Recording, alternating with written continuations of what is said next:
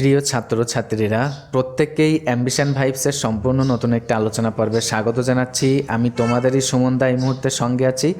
আর আজকের এই আলোচনা পর্বে তোমাদের জন্য যেটা আমরা ডিসকাস করব তা হচ্ছে নেতাজি সুভাষ ওপেন ইউনিভার্সিটিতে যারা পাঠরত আছো পোস্ট গ্রাজুয়েট কোর্সে।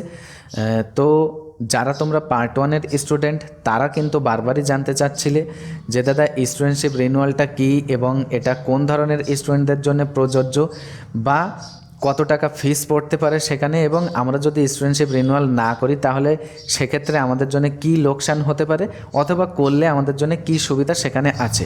তো এই নিয়ে আমরা আলোচনা করব এবং সাথে সাথে তোমরা যারা পার্ট টু এর ছাত্রছাত্রী আছো তোমরা কিন্তু জানতে চাচ্ছিলে যে দাদা এই স্টুডেন্টশিপ রিনিউয়ালের ব্যাপারে অফিসিয়াল আপডেট কবে নাগাদ প্রকাশিত হতে পারে। তো তোমাদের কাছ থেকে পাওয়া এই কোয়েরিগুলো নিয়েই কিন্তু আজকের এই আলোচনা পর্বে সিম্পল এক্সপ্লেনেশন আমরা করব।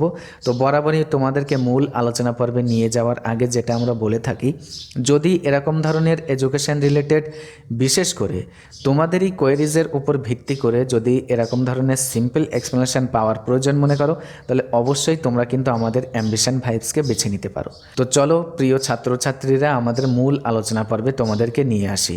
প্রথমত বলি, দেখো যারা তোমরা কারেন্ট স্টুডেন্ট আছো পার্ট ওয়ানের, তোমাদের জন্যেই আগে বলি বিষয়টা হচ্ছে, মনে করো আগামীতে তোমরা যখন ফাইনাল এক্সামিনেশান আর কি হবে, তো সেই ফাইনাল এক্সামিনেশানে অনেক স্টুডেন্ট এরকম থাকতে পারে যে তোমরা হয়তো পরীক্ষাতে বসলে না। আবার এরকমও ছাত্রছাত্রী কিন্তু থাকতে পারে যে তোমরা পরীক্ষাতে বসলে কিন্তু দেখা গেল কোনো একটা পেপারে তোমরা ফেল করেছো। এখন উভয় স্টুডেন্ট তোমরা ডিসাইড করেছো পরীক্ষাটা তোমরা আবার পুনরায় দেবে নেক্সট ইয়ারে। তো সেক্ষেত্রে নেক্সট ইয়ারে যদি প্রিভিয়াস ইয়ারের এই পেপারগুলো আমার কমপ্লিট করার জন্য পরীক্ষাতে বসতে হয়, তাহলে সেক্ষেত্রে ইউনিভার্সিটির আন্ডারে কিন্তু একটা রুলস আছে, সেটা হচ্ছে এই যে তারা পোর্টাল ওপেন করে এবং অনলাইনের মাধ্যমে কিন্তু তোমাদেরকে একটা স্টুডেন্টশিপ ফর্ম ফিল আপ করতে হয়। তো সেই ফর্মটার নামই কিন্তু স্টুডেন্টশিপ রিনিউয়াল।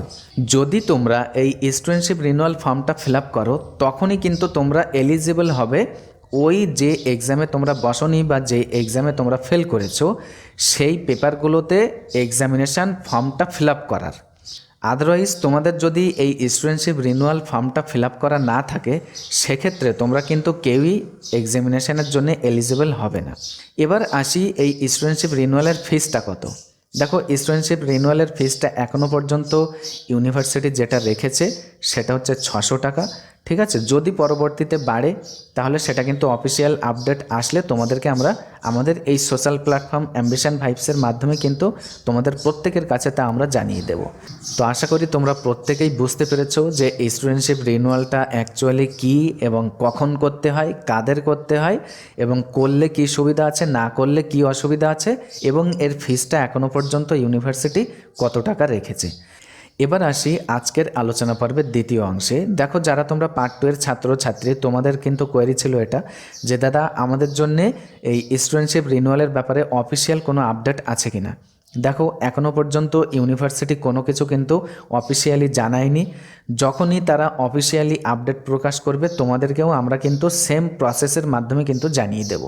ঠিক আছে, তো এখানে এক্সপেক্টেডলি আমি যেটা বলতে পারি, হয়তো নেক্সট 2 মাসের মধ্যে অথবা 2 মাস পর হয়তো এই স্টুডেন্টশিপ রিনিউয়ালের ব্যাপারে কিন্তু অফিসিয়াল আপডেট চলে আসতে পারে। এটা কিন্তু আমি এক্সপেক্টেডলি বললাম, এখনও কিন্তু অফিসিয়ালি কোনো রকম আপডেট প্রকাশ হয়নি। তো যাই হোক, আজকের এই আলোচনা পর্বে ওভারঅল তোমাদের কাছ থেকে পাওয়া এই সমস্ত কোয়েরিগুলো নিয়েই কিন্তু আজকের এতটুকুই ছিল আলোচ্য বিষয়।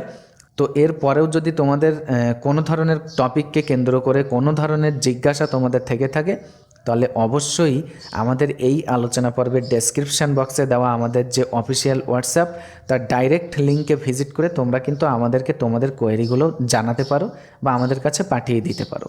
তো এতক্ষণ সাথে থাকার জন্যে প্রত্যেককে অসংখ্য ধন্যবাদ।